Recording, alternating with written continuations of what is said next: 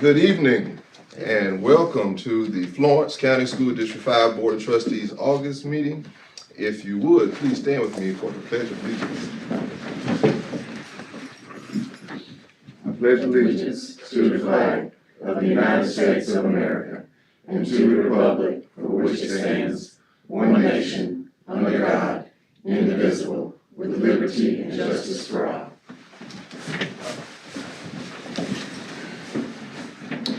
Brother Goins. Yes. You got something for us? Yes, sir. If you will, let's pray. Father God, we just thank you that we can come together tonight and work unified together for Florence School District 5. We thank you for a safe summer that you've given us, and we thank you for a great start to this school year. Lord, we just pray that you will just continue to give us a great school year, that your just hand of protection will be upon us, upon our students, upon our faculty, our staff, our parents, our community. God, that you would give us the wisdom, the knowledge, and the understanding as we work together to make decisions that is best for Florence School District 5. Tonight, I just pray that you would be with us through this meeting, and we give you all the glory. In Jesus' name, amen. Amen. In accordance with the South Carolina Code of Laws 1976, Section 30-40-80E as amended, the following were notified of this meeting: the Morning News, Post and Courier, WBTW, WMBF, WPDE-TV, and posted on our website. We'll move along to the approval of the agenda, and if we don't have any questions or concerns, we'll move right along with it. We'll move right to special recognitions.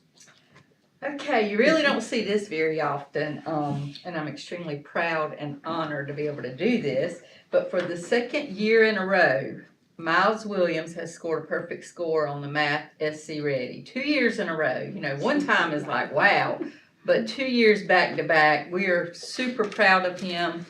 And this year, we not only have a certificate for him to add to his collection, but also a Flash's book bag.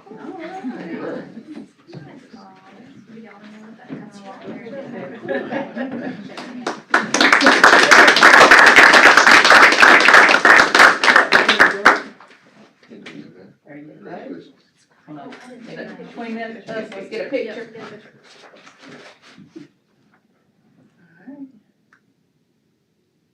Hold your book back up. Where we can see it. There you go. You got lots of people taking pictures. Famous.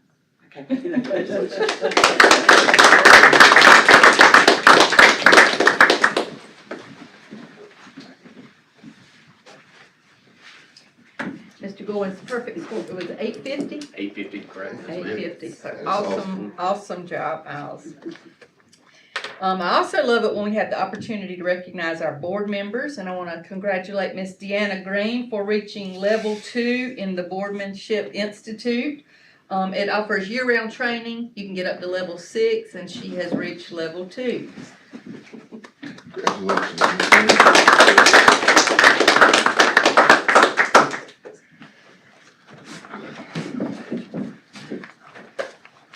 And that's our special recognitions. Hey, anybody for public forum? Y'all are welcome to stay. But if you would like to leave, we will give you that opportunity. Thank you, guys. Thank you. Congratulations.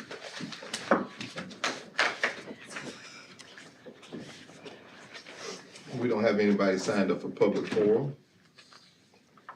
We'll move to our consent agenda. It was sent out to you in your packets if you have any questions or concerns.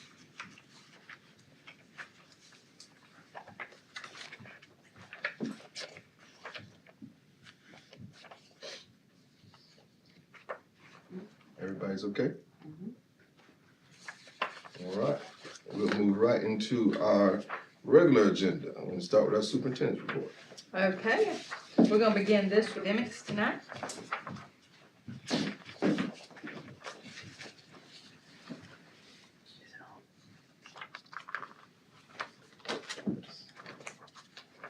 Good evening, everyone. Just want to give you an update on some of our professional development and programs for this year. We are still using iReady. Last year was the first year that we had iReady K through 8, and we're continuing with iReady.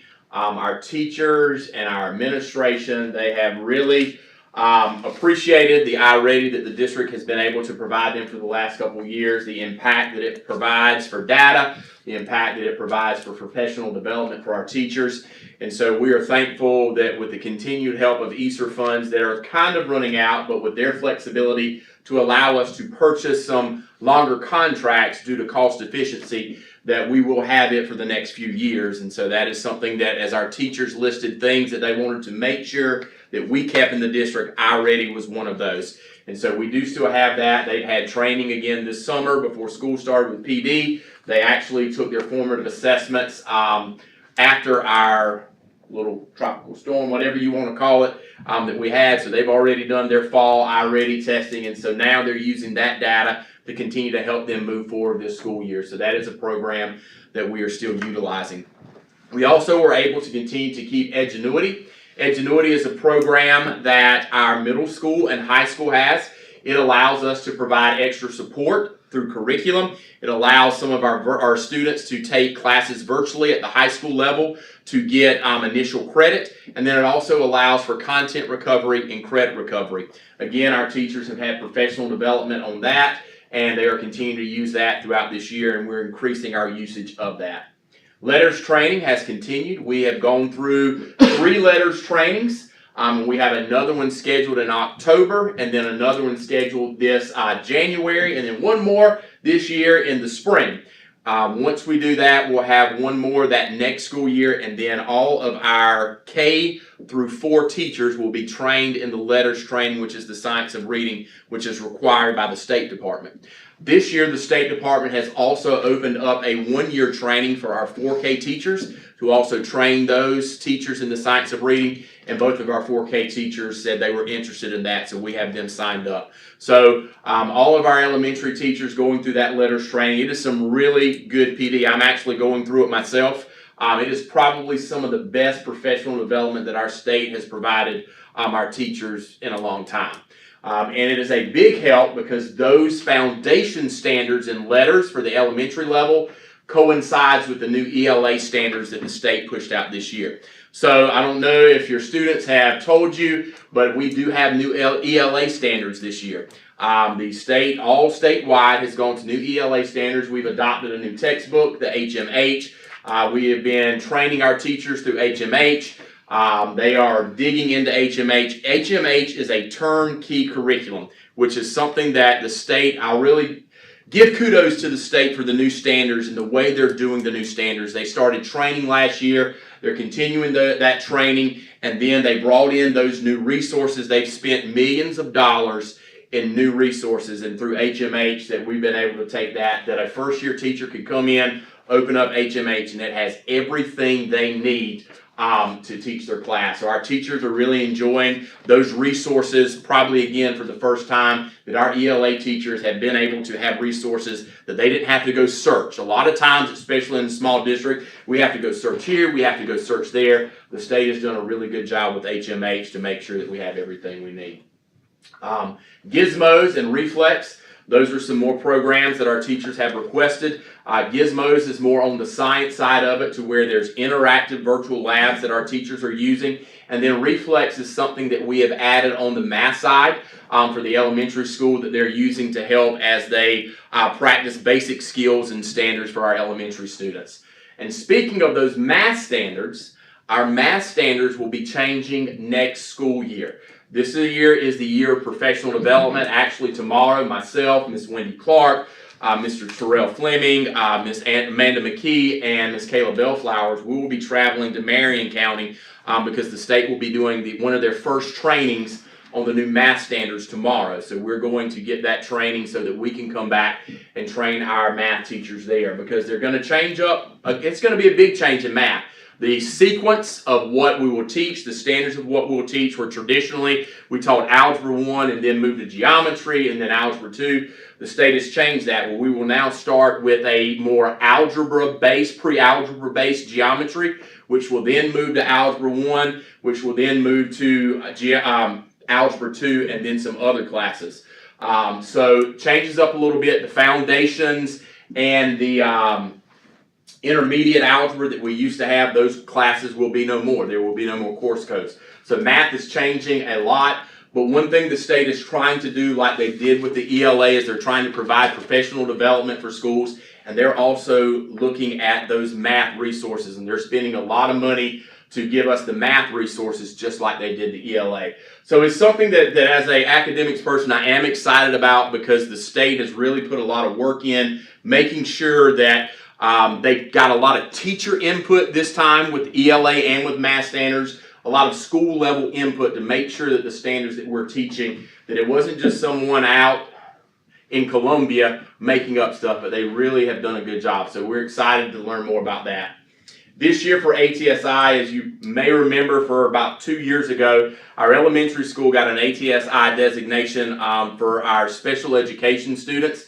This is our last year, hopefully, on ATSI. Our spring test scores this year will determine if we get off of the ATSI list.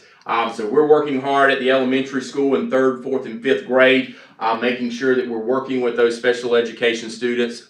We get a little bit of money, not a lot, but we've been able to hire some certified teachers that were retired to come in and work with those students to try to help them continue to grow. So you'll be hearing more about that throughout the year. And then the last thing, just kind of a program update, Ed Plan. Ed Plan is something new that is required by the state. In the past, our special ed teachers had to write their IEPs and had to do all of their IEP work in something called Enrich. Well, the state is going away from Rich, and we have to do it now in Ed Plan. So it's been something to where our special ed teachers, they've had trainings this summer. They're continuing to have trainings.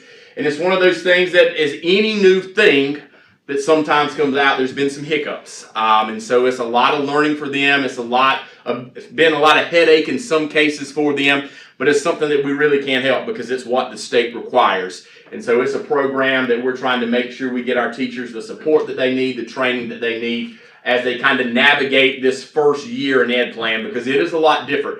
Everything is different of how they write the IEP, when they have to write the IEP, when they have to submit stuff. So it's a big change for our special education teachers.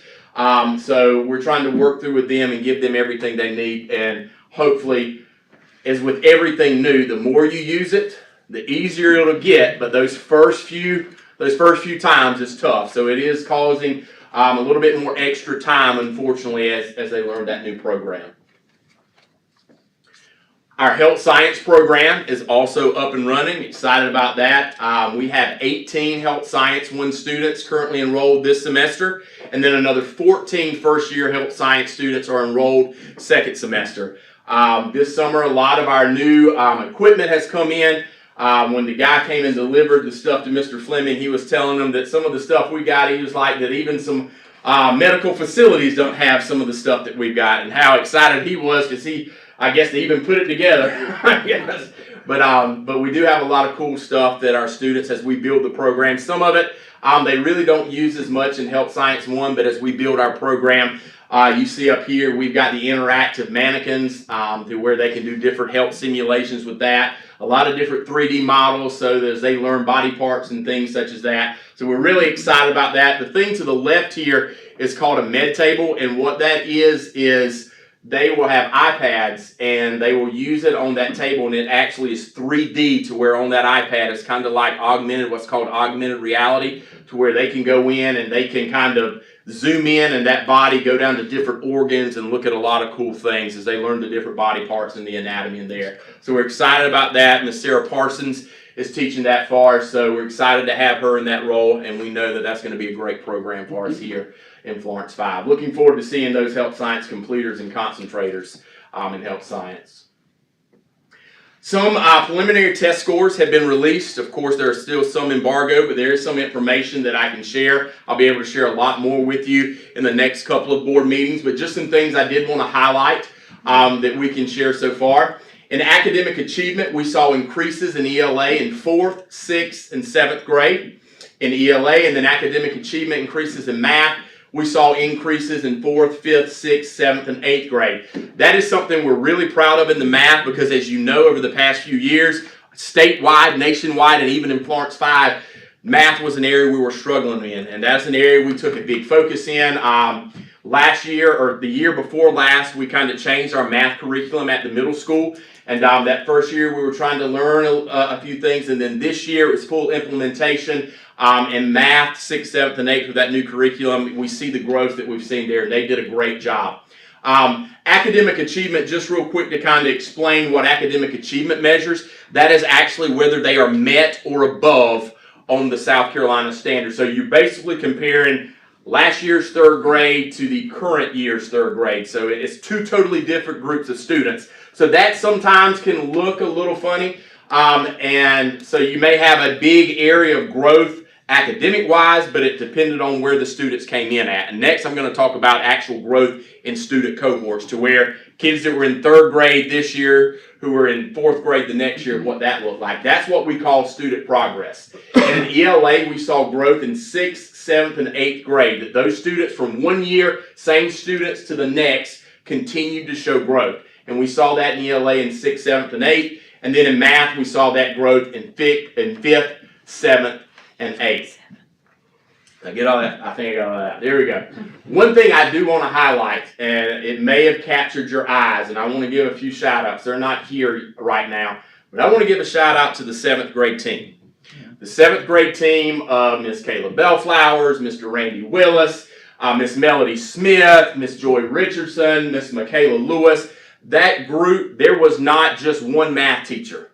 The whole grade level taught math last year, and that is some of the highest growth. As I've gone back and looked over the last probably 10 years that I could find data, that is probably some of the highest growth we've seen in our district.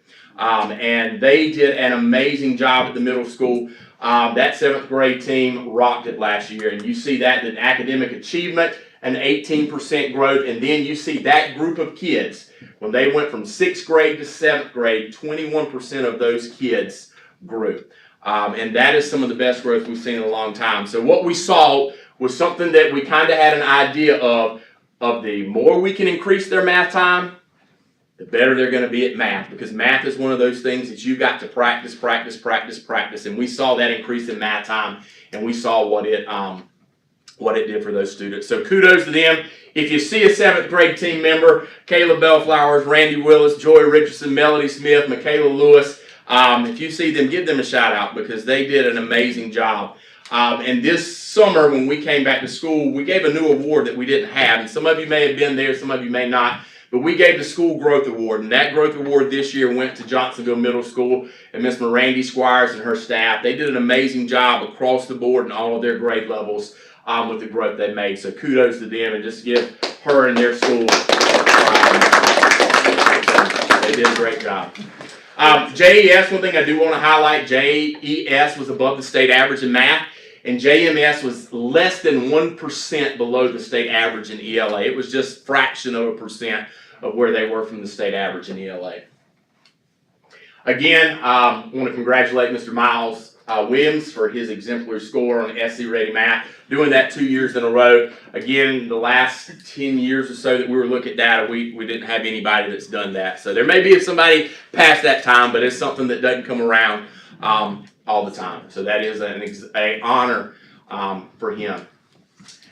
Also for the high school, we saw some good growth at our EOC scores.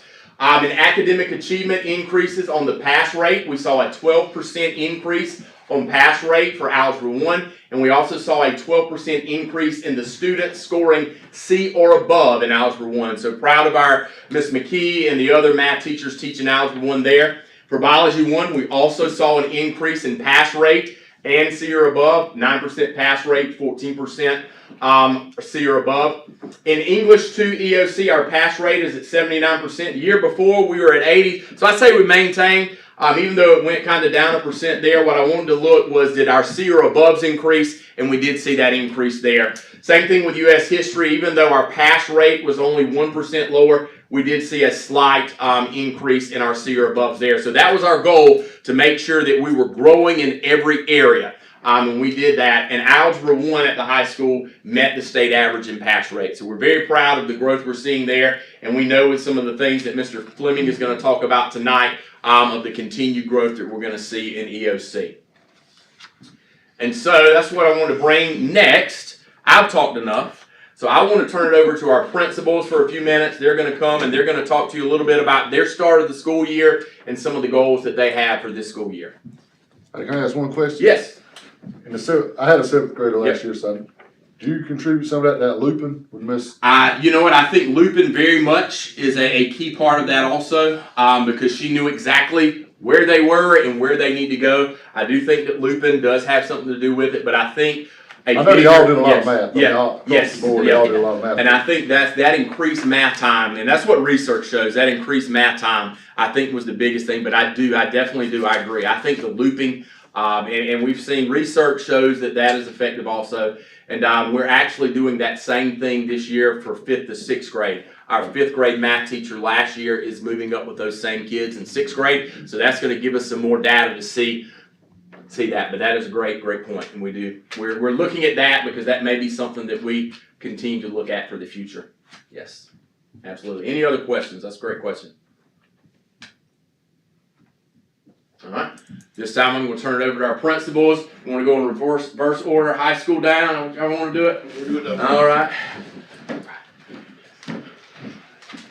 Well, Miranda, that still puts you in the middle, don't it?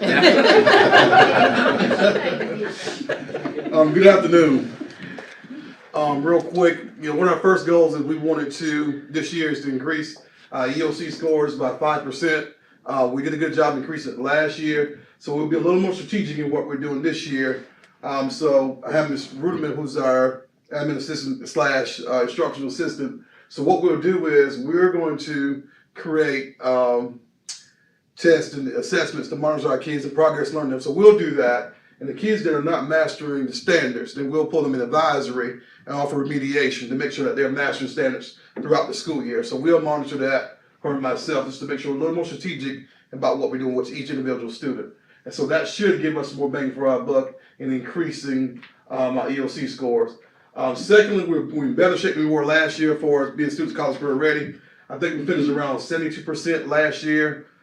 This year, right now, we're at 88% right now, the way we got everything set up. And we have a couple students where we should probably push over 90% if we can get it done where we'll be over 90% CCR. Grad rate last year, it was a struggle, and we got up to 77%, but originally we projected around 70%. So we took a lot of work, and so this year, right now, we're at 88%. And we got 2 kids that are not on track. One probably won't be able to make it, but the other will be able to, which will put us around 90% grad rate this year. So, which brings us to the last goal, where 90% of our sophomores and freshmen on track. So our current sophomores, all of them are on track, even though it's in the low 90s, because what happens is we got 6 credential students, so they count against us, but the credential kids are on track, they're just not on the diploma track. And so all our sophomores are on track. And then our freshmen will count this year, so making sure that they're on track, that's going to be a big part of our report card. As long as they stay on track, our grad will continue to be on track in the high 90s.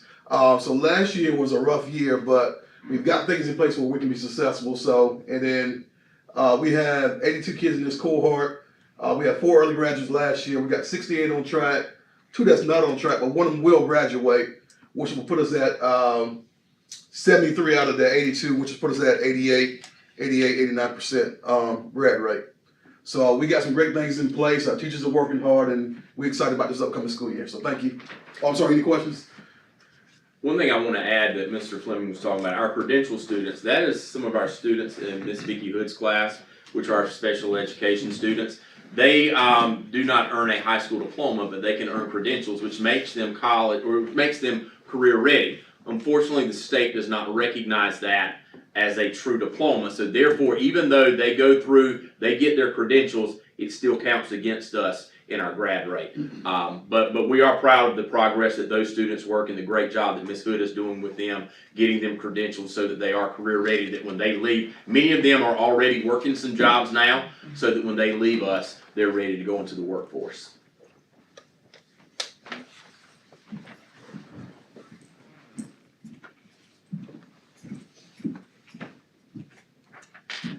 My presentation's a little bit different this year, what I'm gonna talk with you about. I feel like we're getting everything situated at the middle school, like as far as incentives and academics. Academics will always continue to be one of my main goals with those students there. I have a very high bar for my expectations, and the children know that.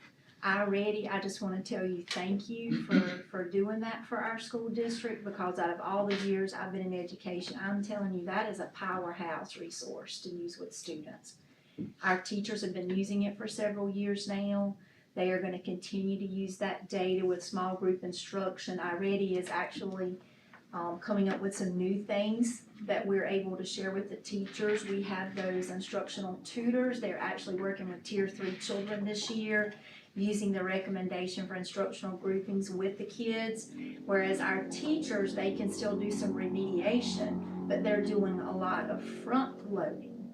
So if I'm getting ready to teach a unit on geometry based on diagnostics, the teachers already have an idea of what they need to do as far as filling in the gaps and what they need to get those kids prepared so that they can be more successful with whatever unit they're getting ready to work on. So I feel like we're just going deeper and deeper into this iReady, and I think we're only going to continue to see good things. At middle school, we're going to continue, like I said, to strive for that high bar. I want to see that school reach excellence so bad. It has nothing to do with me. It has to do with the people and my team. That is the hardest working group of people. I have seen them step out of their comfort zones, just like Mr. Goins talked about with math. You have English people, history people, science people. They're just in it. They are in it for the right reason, and that's the children. That's what we're there for, is to fill in those learning gaps. And it can't be just one person doing it. It's got to be everybody chipping in and narrowing down those gaps in the learning. We do have a schedule change this year. We are working on 80-minute blocks. So the reading and the math teachers are really happy about that. It gives them more of an opportunity to do more small group instruction. Science has that 80-minute block, and as a former science teacher, that's excellent for a science teacher to be able to have that amount of time. Our history teachers, that's not a tested subject, so they're doing 40 minutes of history instruction, but the other 40 minutes, the history teacher is now doing the enrichment. And the coaches in this district, they are doing a phenomenal job giving guidance to our history people, because that's not always their comfort zone doing that, but they're getting the instruction they need so that we can continue to move the kids. So basically, academics will always be a number one goal for middle school, and I think I can speak for the faculty. I think that's one of their number one goals as well. One of the different things that I'm doing this year, and I'm actually using it in my PDEP that I have to do, is working on teacher attendance. Teacher attendance is extremely important when it comes to academic achievement. So I've been trying to think out of the box and think of some ways that I can encourage better teacher attendance at the school. And so I'm going to be doing some little small cash incentives. We're going to recognize those teachers on our school marquee. I'm actually going to do a grade level competition where the grade level that had the least absences for the 9 weeks, we're going to make a big deal out of that too. So I've got to try something, and that's what I'm going to do, is continue to try to come up with those little incentives. I realize teachers, we all have families and things we have to take care of, and you don't ever know what tomorrow holds as far as your health is concerned. But just trying to do some extra things to try to build that up. The other thing that I'm focusing on this year is that school and community relationships, maintaining a positive relationship. I'm really big on parent communication with my people. I want parents to know what's going on in that school. And last year, every single grade level had a newsletter that went out, so their parents knew exactly what was going on in each class. And we are also doing that again this year. Another thing that we're doing at Johnsonville Middle School is the PBIS with behavior. And those of you who have kids at my school, I know you've been asked to have that Remind app. And that way we're keeping parents in the loop 24/7. If your kid's having a problem in the classroom, you're going to get that Remind notification. So my job as administrator is making sure I have 100% participation with Remind and 100% participation with newsletters. We also do communication with Facebook as well. You know, you can't mandate that somebody can have Facebook, but at least 2 out of the 3, I can do my best to make sure that communication's wide open. So my goals are a little bit different that I'm focusing on this year, but I feel like I'm, you know, beginning to really understand the middle school, and I'm beginning to see some other needs that I need to do my spot checks on. But thank you for your support, and like Mr. Gowen said, it's a team effort, but thank you for being supportive of what we're doing. Thank you. Did you have any questions for me? Okay.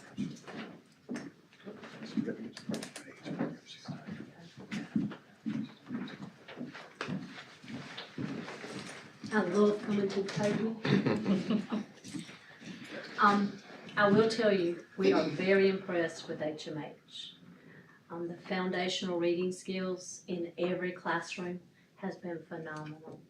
To go in and do these observations and to see children that were struggling with reading, they're catching the phonics aspects, because phonics is being taught every day. And it's gonna make a great big difference in our spelling and in our achievement in the ELA. So we're all really, and Miss Robin Tanner, she is amazing. She answers every question these teachers have, and I can't tell you how wonderful she is. So I think we've kind of got a plan for the ELA. So our goal this year is our math and our math achievement. And we have Miss Wendy Clark, who's going to help us with our 3rd and 4th grade. And then Miss Prosser's our K-2 person that's coming in. And we're all gonna do observations together, kind of look at the math and to see if we can put something in place to make it a little bit better, because it seems to be our weakness at the elementary school, especially in 3rd and 4th grade. So we've done reflex and we have some other things in place, and we're just gonna try to give feedback to make it a little bit better. So that's our academic goal. And it was funny because our home school relations goal is always something that we focus on at the elementary school. Our Dojo app, and newsletters, we do weekly newsletters, we do folders. If there's ever a question at elementary school level, there's always somebody there to help. So I think that's something that we try really hard to make sure we're achieving. We also have clubs this year. Our clubs will be for, when Cognia came, that was one of the things that they wanted us to grow in. So the last Friday of every month, we will have club day. And it is not choice exactly like it's supposed to be, but I can't send these babies all over the school because it's really difficult for safety purposes, and Mr. Kennedy might not like that. So we're doing clubs to the best of our ability at this age to kind of give them some social and emotional learning, because that's really important too at this age, because we saw a lot of kids when COVID came around that they missed out on that. And so 3rd grade and 4th grade, you know, there's some of those, they have some issues, so we're trying to fix some of that. But we're looking forward to a great year. I have a question for all the principals. How has the no cell phone policy been in the schools? We haven't had much of any problems at all. The kids have really done very well, very well. I haven't heard one complaint from an administrator about cell phones, not one. And I saw more participation at this pet rally. You didn't see kids like this. They were having fun together. It's really a breath of fresh air. The Squires is doing something, you go ahead. I forgot to share something. I got to talking about what I was doing and didn't look down on my notes. We are very blessed this year that we get to have an alternative program at Johnsonville Middle School. So our facilitator is also going to work with some of our 15-year-old children. We have some 15-year-olds at Johnsonville Middle School. And Mr. Fleming, I'm just gonna give him a shout out. He's gonna give me, because I know that wasn't what he intended, but he has been amazing to work with, because I don't want to lose children because they failed once, or some of these kids have failed twice. And then by the time they get to Terrell, they wanna jump out of school or drop out of school. So Mr. Terrell has been great to work with. He has come over there, we've met with these children and their parents, and we have an alternative solution for them. They're going to actually stay in their reading and math class in 8th grade, but then they're going to go to this facilitator for alternative school / ACE. So if you hear ACE, that's going to be our little slogan for the kids that are on the high school track. And Mr. Terrell has talked with them. He's told them what his expectations were for attendance and for their performance. And some of these kids, basically, if they will do what Mr. Fleming is telling them to do, it may possibly catch them up with their peers. Isn't that awesome? Because that's why they don't want to come to school, because they're embarrassed. Those children are so much younger than they are. So we're excited, and I know you didn't want me to do that, but I am. He has just been a blessing about trying to help us figure out what we can do for these kids, and we're really excited about that. We're getting ready to go ahead and start Wednesday is when she's going to actually start. With alternative school, we're actually already doing that. There's one or two things, some of the children who have IEPs, we have to make sure some things are in place. But the parents are super excited about this opportunity, and some of the kids were so happy. Thank you. Can I add a few things to that? Please Yeah. do. So I mentioned earlier Edgenuity and initial credit. That's what some of those students will be working on. They'll be working on some elective credits for high school, so that when they finish 8th grade, they'll go into high school already with some high school credits. And so if they do, as she said, the track that Mr. Fleming has for them, and then pass all of their classes in 9th grade, it'll basically give them enough credits that they can skip the 10th grade and get back on track when they go in that second year of high school in 11th grade, if they complete the plan. So that's exciting for those students. And the hard work, that the collaboration. One thing that you know from my level to look down is to see the collaboration from the middle school and the high school to put that plan in place to help our students out, because they are all our students. It's not just elementary, not just a middle, not just a high, but it's all of our students, and the principals working together. They're doing a great job with collaboration and working together. It's awesome. Okay, next, Miss Wanda Willis. Give our financial update. That's it for academics.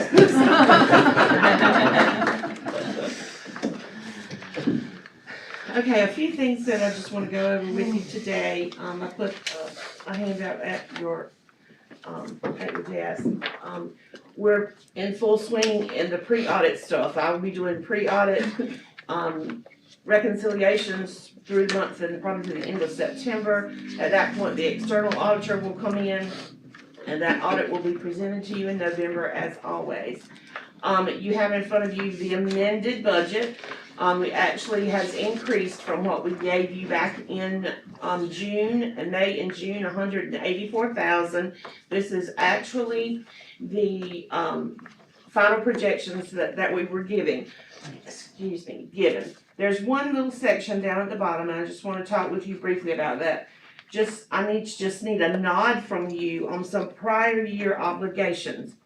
Now, some of you were on the board about 6 years ago when we took out a concert fund grant. That concert fund grant was used in combination with some Abbey Bill building fund money that the district received, and a little bit of bond money that we had left over. In essence, we took out the concert fund grant for a little over $1 million, and they forgave a third of it because we were doing it in energy reduction, and that was what we did the HVAC at the middle school. When all was said and done, we had worked with the Department of Energy, and because that was something that was allowed with the Abbeville money, we were able to go ahead and prepay the money back for 6 years. So we went ahead and took care of that obligation. We're at the point now to where we've got to put that $80,000 payment back on the books, okay? So the total obligation that we have left for that is $463,000. So I'm going to earmark that into that fund to make those payments. But however, anything that we have to earmark or set aside, the board can always unset aside and unearmark if we get into that situation. This is a particular debt that can be passed on to the taxpayers because it is an indebted obligation. So that is something as we move forward and we see our needs, we may come back and discuss again. We also have down here, we have been setting aside money for a while when clubs go on field trips, when they take, grade level field trips. We charge those field trips for the bus vouchers and for the cost of the bus driver. And we've been maintaining those things in a fund for, local transportation for quite some time. We've accumulated a little over, $30,000 in that fund. One of the things that we are requesting that you let me do a prior year obligation for is to put money aside. We do not have an activity bus. This is not an immediate need, it's not something that we need to do right away, but it is something that we need to be working toward. As always, it's something that you can deobligate and use for another purpose if that comes available. Now, the only other, set aside that we needed to talk about is we're doing the land purchase, we're doing the building across the street, and there's gonna require some renovations with that, but in all of that, some of the projects that we've undertaking in facilities, and Mr. Kennedy will go over, that with you, are coming in a little bit higher than we expected. And as we are at a point to where we can start replenishing that early childhood development fund, which is the $899 fund, which we use to spend, you released $500,000 of that for us to do some prior renovations. This past year, the finances is going to be very positive. Going forward, it's going to be very tight. So if we do need to have a few of these anticipated needs set aside. But make you aware that you can, redo those if we need to, or reassign them, should we have the need. The reassessment values, although they told us in the meeting that they were going to increase, Florence Fives did not. We were pretty steady, we didn't have a huge increase, so therefore, there was not a huge, influx of money coming from our reassessment here in the district. A new proviso has been passed that every month we have to report to the State Department of Education our general fund balance. What they're doing is they're monitoring it. They're trying to get an idea of how it runs over a 12-month span, so that in essence they kind of know how much money you got that's not non-earmarked, non-obligated, along and along. I contacted them just to clarify because, one, we're not gonna know what our actual fund balance is going to be until the audit is said and done. So they said to start out with your best guess, and then once we know for sure, then you would just catch it up in that month. So we submitted 2.86 million as our anticipated fund balance, for the end of, for the beginning at the end of July. By September 1st, this amended budget has to be posted on the website along with average salaries for superintendents, supervisors, administrators, principals, consultants, counselors, and teachers. So we've already actually got all of that figured. It is ready to be posted once you approve the amended budget here tonight. Are there any questions about any of that? I know that was a lot of information. Can we go back to the Conservation Energy Fund, 570? Can you kind of explain that a little slower? Okay. All right. 6 years ago, we were given some Abbeville money, which is money that could be used for buildings. We were also still had a little bit of money left in bond from the previous 8% that we had done. We applied for a Conser Energy grant. Okay, we were approved. With the Conser Energy grant, we got like $1 million. Okay, they forgave a third. Okay. Because we were doing it through this energy conservation. One part of the Abbeville money was if you had an indebtedness, if you had money left over in that, you could pay it towards an existing debt that was related to energy. So the first 6 years, we had enough when the project was done to go ahead and pay for the first 6 years. So we repaid that. The next payment will come due this year. And it's $80,000 a year? Is It's that- $80,000 a year. Okay. Yeah, we're setting aside the whole amount, but it may be that if we have enough in general fund, I can de-obligate it each year and put it back in, into general. This is just a safeguard because we know we have it there. Also, if we get into a pinch, that is something that can be passed on to the taxpayers. So, at this point, it's just, this is a safeguard for that payment that we know we're going to have. But, that's gonna be, we'll be evaluated year by year to see how we need to adjust it. So basically, it'll take us about 6 years to pay this off. And you're gonna just pre-obligate the money. Yes. Okay. Yes, for that indebtedness. Okay, I got it. And, Ms. Prosser, I think is going to talk with you about the excess that we put into this, the fund balance, $184,000, the increase. We had a need for a couple of, positions, and I think she'll be talking with you about that, as to where that was obligated to. Okay. Are you doing it? It's like, I'm not rushing. All right, good evening, everybody. I know y'all heard a lot of people talk, so I'm gonna try to keep you awake here. A lot of my stuff's gonna be pictures tonight. There'll be some details, but I really want you guys to see all of the hard work that has gone into the schools this summer as far as facilities go.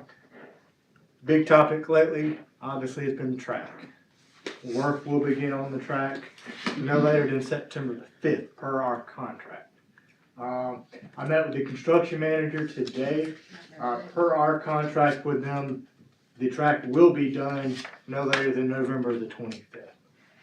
So, really excited about that. Geo Services is the company that we selected to do that work. And it was interesting meeting with the construction manager today because he was kind of looking at things a little differently. They were out there doing all kind of surveying and stuff, and he's taken the amount. Obviously, we're paying the amount that the bid was for, but he seems to think that they're going to be able to finagle some extra features into it for the same price. So I'll be interested to see how that works out for us. But we will have a very nice track. Within the next 7 days, I plan to do a press release to notify the public that we will be closing that facility down because that is a public track. So we've got to close that for them. That's going to be the interesting part, keeping people out of there. But I'm excited to see it. It's long overdue, and I'm glad that we were able to make that happen. All right, so the first facility improvement we're going to talk about, the JES Media Center. As you guys have heard me say before, we did a renovation in there. The picture on the left is before. The picture on the bottom right is after. And I invite you guys to go by and take a look. That picture doesn't really do it justice. Looks a lot better in there. Students like it, all the new soft seating and stuff. I went in there the other day during a class and the kids were just bouncing all over the furniture, having a good time. They really enjoy it. JMS gym and lobby got repainted. Our award that we did for the painting contractor came in a lot. Their pricing is a lot better than we anticipated, so I've been able to stretch our painting budget a good bit. We're not done painting. What I've done, I have hit all of the requests from principals. All of their requests were done this summer for areas that they wanted painting. Now we're kind of going by and doing another assessment that, okay, we've done everything that they've asked for. Now what else can we do?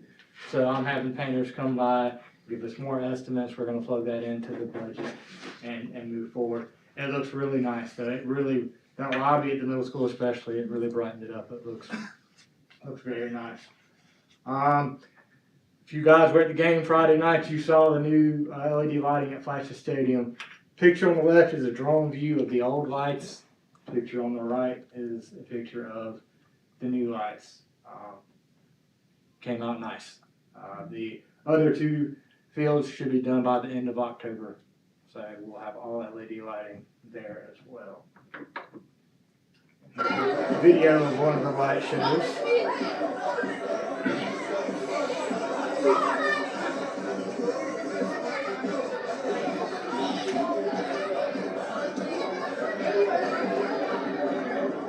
So it'll be pretty cool. The song that the team came out to, they are currently programming the lights specifically to that song. So as it gets darker, possibly by the next home game, since that's 3 weeks away, when they come out, the lights are actually in sync with that song. So that's pretty cool. I'll be honest with you, it was funny. I kind of laughed. I was standing there talking to Miss Poston during the game, and they did that light show there, and my immediate thought was, "Oh my gosh, the lights just cut off." And I thought, "Oh boy, I'm about to get strung up by my toes." And then I realized, okay, no, that's the light show going on. So, that was really exciting. I've heard a lot of positive feedback on that. Heard that. Child Nutrition Services, JHS cafeteria got a facelift. They got some new paint in the hallway, new paint in the cafeteria, some new digital signage, and all new tables. One thing that I do find interesting there, we increased our seating capacity. So I know you look at that and you're like, wow, that is kind of chopped up, right, compared to the long tables that we used to have. We actually increased our capacity, and I got to give Adam Miller, my Child Nutrition Services Director, credit. He is doing great things, him and his team. Lunch at the high school is a different thing now. They have 3 choices a day plus a salad, which is pretty impressive. We are looking at the possibility of doing something similar at the middle school as well. So he's really kind of taking our menu and kind of expanding it, constantly surveying the students to see what they like and what they don't like. We did some garlic parmesan wings that were awesome. I'm a wing guy. And they're pretty good. It's just really neat and new style food for our district, and it all is meeting the state requirements all at the same time. So, JMS cafeteria, y'all know about the furniture that they got. We also painted in there as well, brightened it up a good bit. All right, safety and security updates. JHS, picture on the left is part of the man trap, our security vestibule. So when you walk into JHS now, you have to go in that main office. You can't take a left or a right to go down the main hallway. And the picture on the right, as you guys know, those are our CHEA open gate weapons detectors. Terrell screens 300 plus kids every morning, and I haven't heard many complaints. They're getting in quick. So we did have some PD the Tuesday before school started, and CHEA actually sent one of their trainers here to train the schools on how those weapons detectors work, and I think it was good training. I know Ms. Squires was excited about it. I was worried. I mean, I'm gonna be honest with you. I knew that our staff could do it because I've seen them in action. They hadn't, and I think that training kind of made them feel better.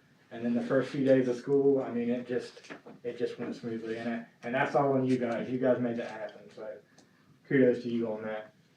JMS, we also have security vestibule there. JMS was a little tricky with theirs, just due to the layout of the school, but I think that one turned out nice.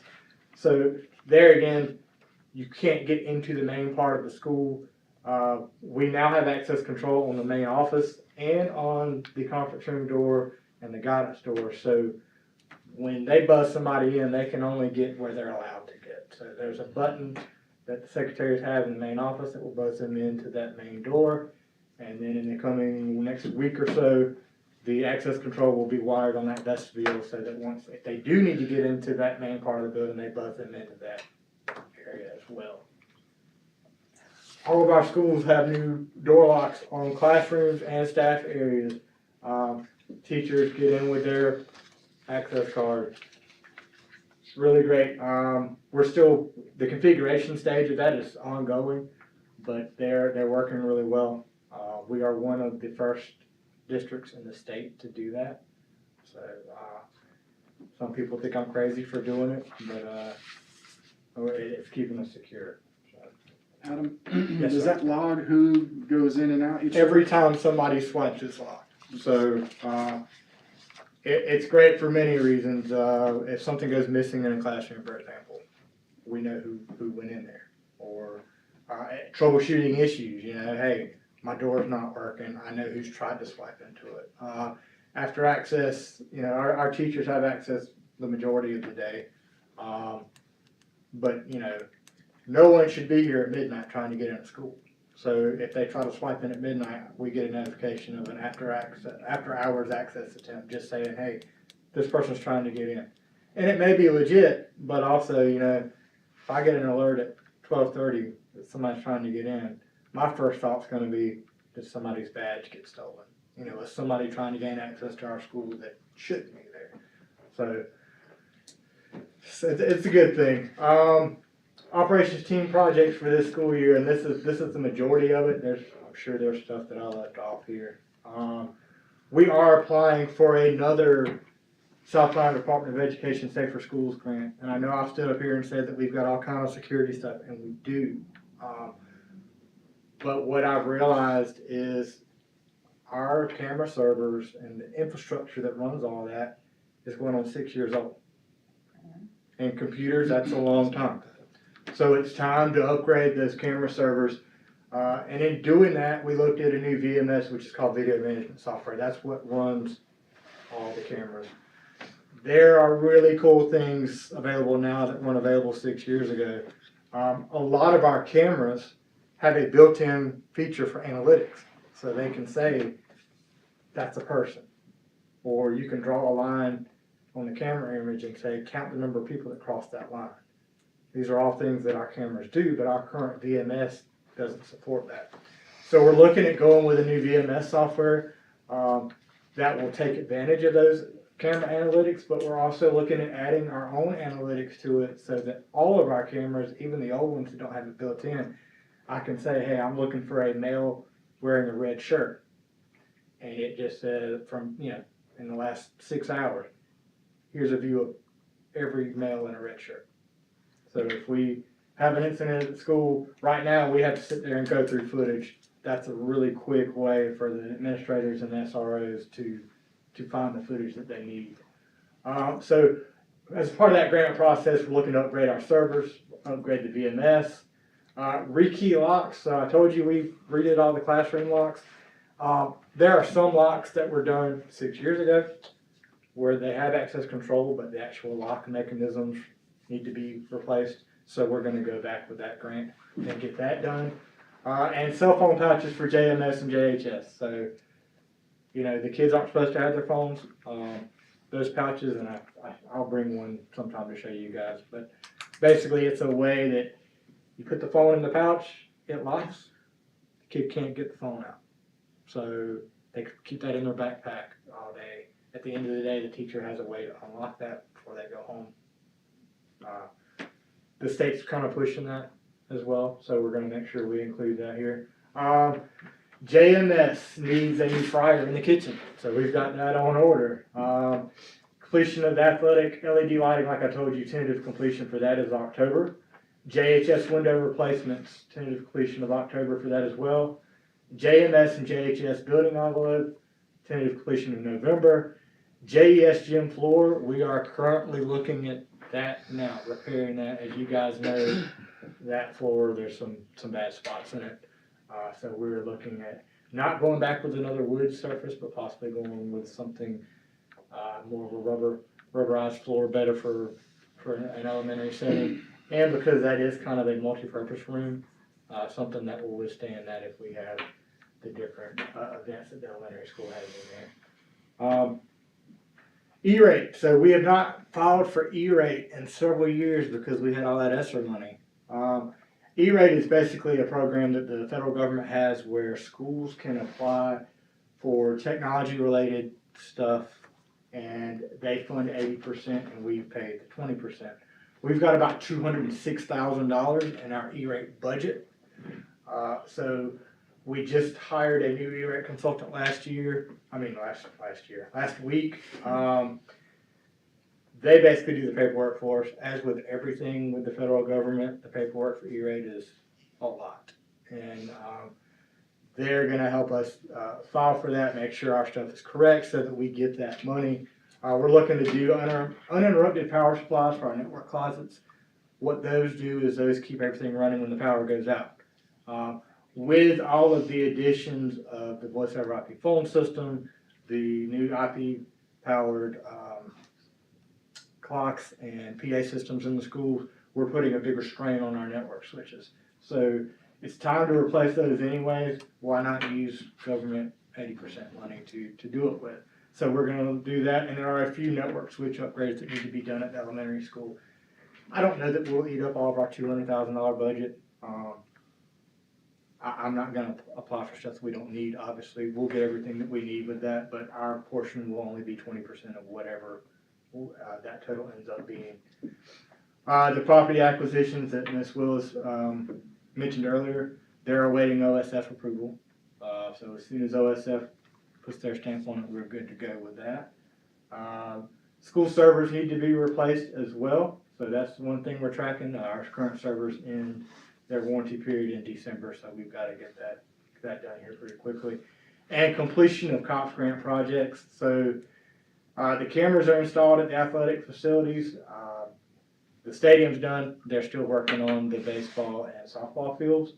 The bus gates for the loading area at the elementary school, those are going to be installed on fall break that week of October the 7th. Additional access control, that's still going on. If y'all have been to the elementary school lately, you might see the gates. There's an empty box there with some wire coiled up in it. That's part of that access control project.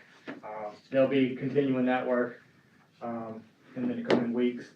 And then upgrading our access control software, we've already done that part of it, so that we're not running the latest version of that software, and that's virtualized as well. I know that's a huge list of stuff, and I kind of went fast through all those slides. Is there any questions or comments, concerns that I can address?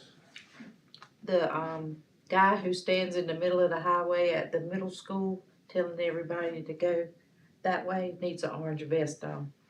Cause he is standing in the middle of the highway. Who is that, Ms. Squires?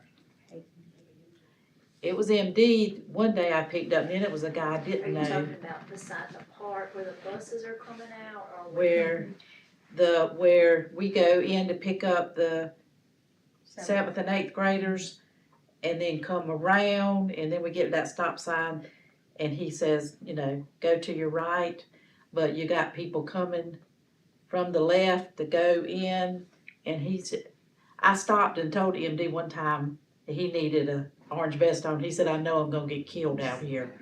So, but that was, and then the next time I went, there was another guy standing there, and I'm telling you, these people who drive with their phones, they're gonna run over one of them. Mr. Willis helps us do that, and Yeah. Mr. Coleman does. I'm doing buses. I'll Yeah. have to ask him But tomorrow if the he's one switched, standing if out it's there in somebody the middle of the highway needs. Maybe, Rhett moves on. I've got He some was out there lists one day. in my office, Randy, I'll give you, Okay. yeah, I've got those, that's not a problem. Any other, The gym floor, have they done moisture tests on that slab underneath there to make sure that synthetic flooring will hold warm? for elementary? Elementary school. Yeah, we're not even at that stage yet. We haven't had anybody on site yet. That's coming in the next couple of weeks. We just started that with Snyder to get the ball rolling on that. Any other questions, comments, concerns? All right. Okay, enrollment. We took last year's 10-day report and compared it to this year's 10-day report, and those are our district totals. It's the 10-day report, so it's really not completely accurate because we do have students coming in afterwards. As a matter of fact, our 10-day report this year was at 11:35, but we're at 11:51 now. So enrollment has dropped a little bit. I think by the end of the year it'll even out, but one of the big areas, if you notice, I highlighted it in yellow, we have 10 less kindergartners coming in this year than we did last year, so that's gonna kind of change that data a little bit. But this is something we'll continue to watch, because if enrollment drops, that affects funding, so we'll continue to watch this. Team building, and they're gonna kill me for putting these pictures up here, but I have huge high expectations for this team you see here. We met I expect a lot from them. And this year we did our academic leadership meeting at Topgolf. And that was this summer.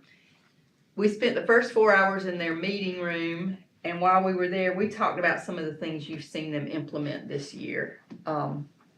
It was a really good opportunity for us to come together. I have the best team. I'd put it up against any district's team. All the stuff you see happening, you see this small group of people right here makes it happen. You know, we have a few others in the district office, but this is such a great group. But we were able to go to Topgolf, and I'm glad Terrell's a principal and not a golfer, is all I'm gonna say. Ryan Gold's trying to kill me. That was probably, that swing right there with Miss Wanda Willis was probably the first and only time she was out there. But we had a really good leadership meeting with the assistant principals and our academic leadership team. Our teacher kickoff, teacher kickoff was a success. I don't know what's wrong with that slide, but you can see there we had a wonderful turnout. Everybody was happy. We once again had the kids come and do the presentation. They did our opening. I was scared to death the entire time, but we had a really good turnout and everybody seemed to really enjoy it. With our theme sticking together, we're trying to do that. We pull together and we want to model that for our kids. We were able to present our award for District Teacher of the Year at that opening ceremony. Miss Brittany McDaniel is our District Teacher of the Year. She is the media specialist at JES, and I think she will do well representing us at state this year. Board election coming up on November the 5th. Seat 7 at large, Mr. Drew Gaster. Seat 4, Mr. Frank Travaglio. The last time Robin spoke to him, I don't think there's any contest there. I don't think there's anybody running against either. But that election and that vote is on November the 5th. On November the 16th, our JMS, JHS girls will have the opportunity to cheer at the game at Williams-Brice Stadium. If you want to purchase tickets, they're discounted at $50 per ticket. The purchase deadline is August the 31st, but we will have our group of cheerleaders going out there for our middle school and high school fun times. And upcoming events, cross country, 8/29, 9/5, 9/17. I didn't put any other away games on here, but with cross country, Carver's Bay is kind of like our home. We have a facilities meeting tomorrow morning. Tennis versus Ainer at home on the 28th. Half day for students on the 30th, but our football team will be playing at Coastal Carolina versus Atlantic Charter. Then we have our Labor Day holiday, a couple of volleyball games coming up at home after that. And then our next home varsity football game is not until September the 20th, right before our next board meeting. And that is all I have for superintendent's report. I left one thing off and I apologize. JES got new playground equipment, so, if y'all ride by there, that's been done this summer. It actually just got completed last week.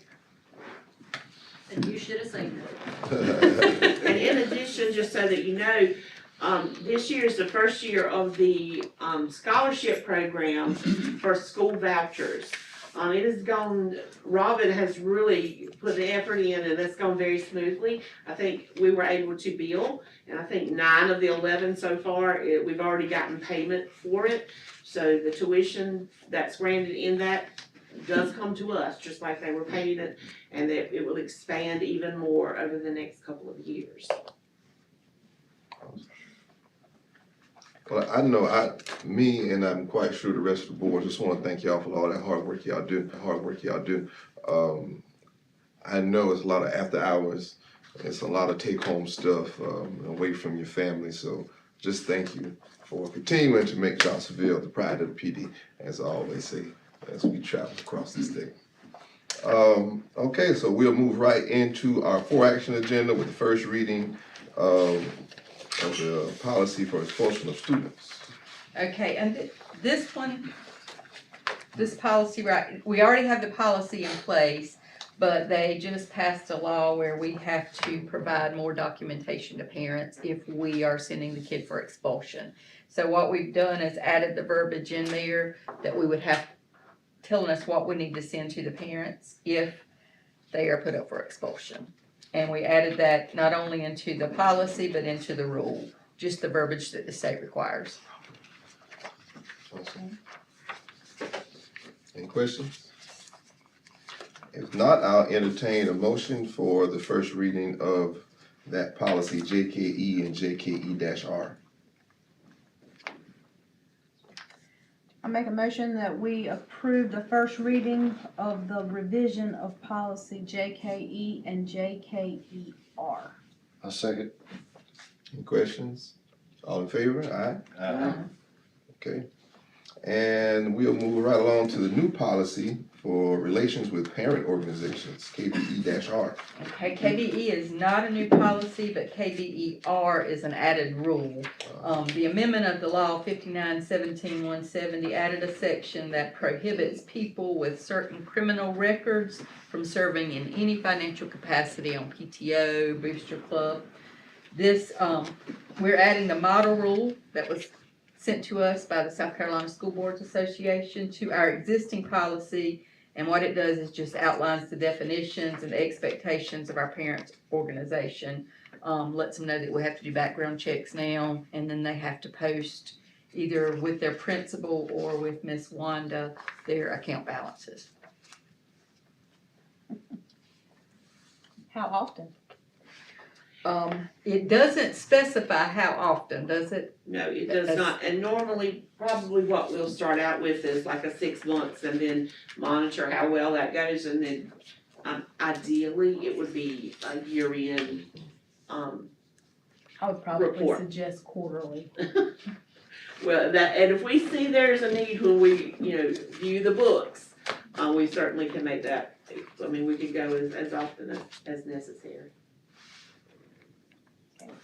Any more questions? Well, I will entertain a motion for that first reading of KBE-R. I'll make a motion to approve the first reading of KBE-R. I'll say. Questions? All in favor? Aye. All right. And now we'll go to the approval of the amended 24-25 general fund budget and PY transfers. I make a motion, we approve the amended 24-25 general fund budget and PY transfers. A second. Questions? All in favor? Aye. Okay, I'll entertain a motion for executive session. I'll make a motion, we go to executive session. I'll second. All I in favor? got one other thing to see how y'all think about this. Whenever we had the banquet the other night, the Booster Club is selling tickets for a set of Tupperware cookware. And you pay $20 for 5 tickets and you get a red ticket. They haven't announced when they're gonna draw for that ticket, so I asked when were they gonna draw for that ticket. And they said, I got a response back, said they didn't know, but they thought at the fall banquet. There's no name on the ticket, so the people who bought the tickets that won't be at the fall banquet won't have their ticket there to They're win. not gonna know who wins. So, I mean, they're not gonna even have a chance to win. So I didn't know if that's gonna come up and be a problem. This was a booster club thing, right? Booster thing. Yeah, I'll check into we'll that. let those people figure that out. Yeah. So that motion on the floor, all in favor? Aye. All right, we'll go into executive session.